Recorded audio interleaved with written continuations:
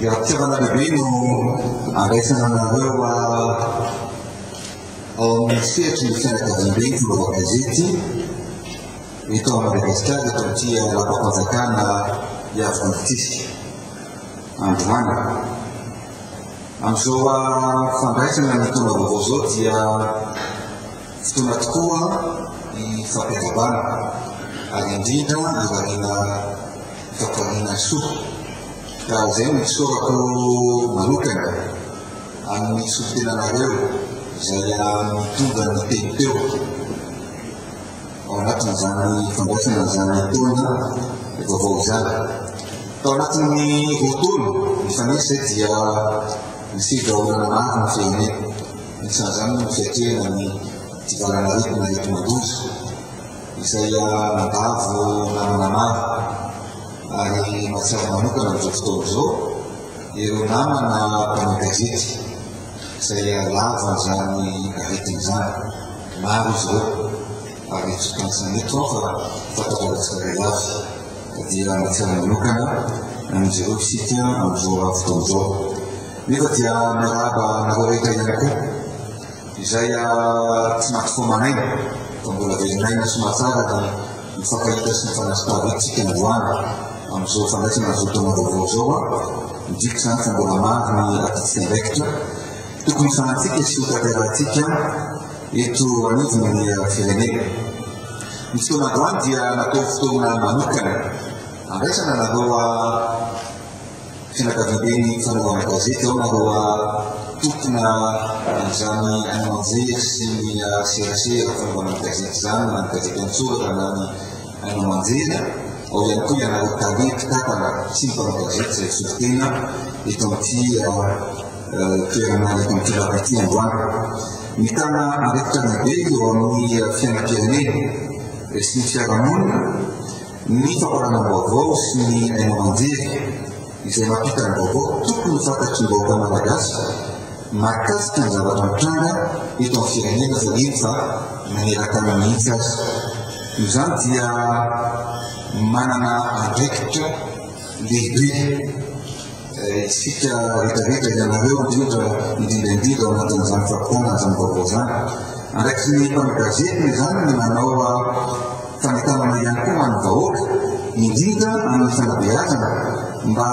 ananatsika ny Madagasikara ao firenena vanana ka indrindrindrindra ny atenena dia mba hampiova ny toe-tsaina tsirairay avy mba hanaja ny indrindrindrindra sy kolikoly ary indrindra hiaro sotoavana malagasy. Sotoavana malagasy dia zavatra safikaty ary matetika izy io ankehitriny dia very noho le fahalalahana na tsy fahaizana mifehy ny fahalalahana indrindra moa fa eo amin'ny lafo ny fivoarana teknôlôjia ankehitriny dia tsy voafehintsika mpanao gazety intsony zay tsy voafehintsika tsirairay intsony ary zay tokony asiana fandiniana manokana satria ho antsika malagasy zany sotoavana zany dia zavatra sarobidy loatra ny fifanajana indrindrindrindra fa mifampitana vaovao dia tena ilaina, miadevitra dia tena ilaina. Fa kosa ny azo lazaina hoe ny resaka fanaratsiana fanatsoaketana amin'ny zavatra tsy mitonona dia mampisarazara ny malagasy. Tsika tokony hampitambatra amin'izay fa tsy hampisaraka koa ny sanatria. Izay no antony lehibe hoe tokony hijerevantsika mba handrafetatsika fiarahamonina mahakototra sy indrindrindrindra mba hitsindro ny sotoavana malagasy ary indrindrindrindra mba hikady mba andraikitsika mpanao gazety ihany koa ny manetana anareo mba hikady ny solombolana. Eto dia mifoka manokana anareo mpanao gazety satria tao anatin'ireny fotoatsako iny fotoan'izao dia mandray anjara sy andraikitra manokana ianareo tao amin'ny fanetanana ny olo-pirenena mba hanaja ny fepetra indrindra fa napita ny vaovao rehetrarehetra mba hiarovana malagasy rehetrarehetra mba ahafahantsika miatsika ny valan'aretina Covid-19 izany. Izany dia asa masina ary ny fanaovana gazety ary manaingana tsirairay avy mba hanefa izany aty tsara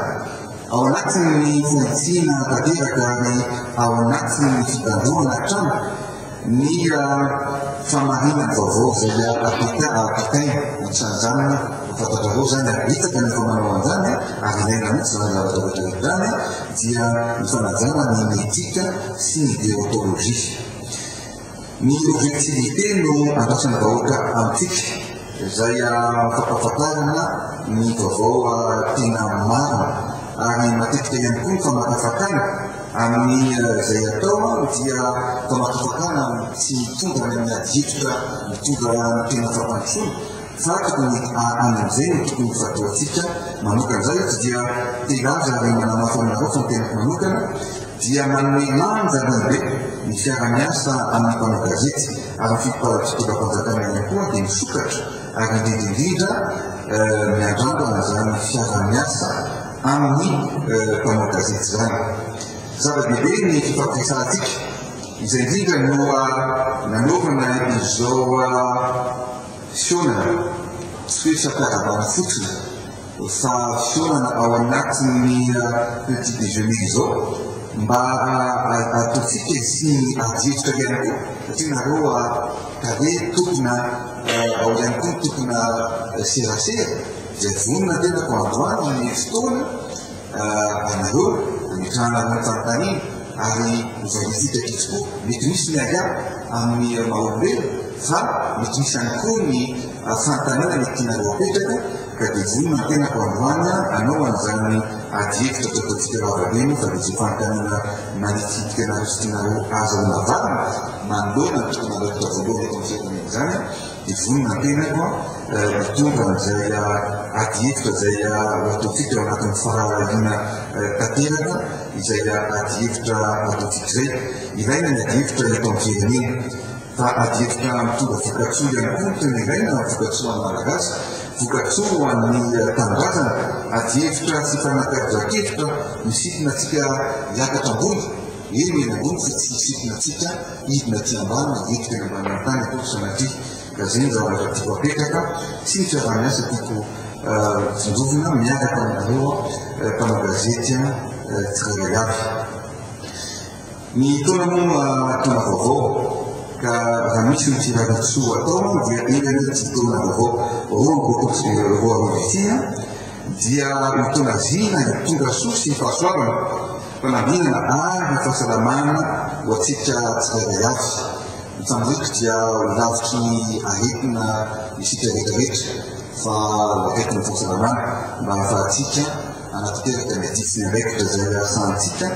na eo anivony fianakaviana na eo anivony firenena tsy adimilika eo anivony zay asa masina izay tatosianareo tsirairay avy.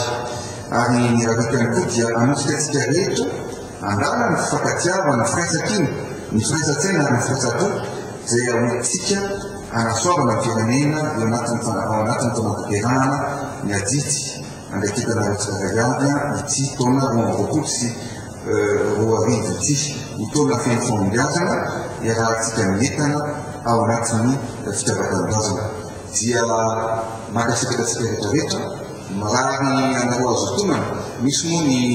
na dia mandala ny zavatra vaovao ihany tsika dia misy ny zavatra vantsika eto zany misy ny malagasy ao ny mofo ny nakely fa ihany koa ny zavatra benivela ny croissance ny pain au chocolat sy ny maro samihafa marary atsika nazo tonana mankasitraka tokoa makateraka tokoa.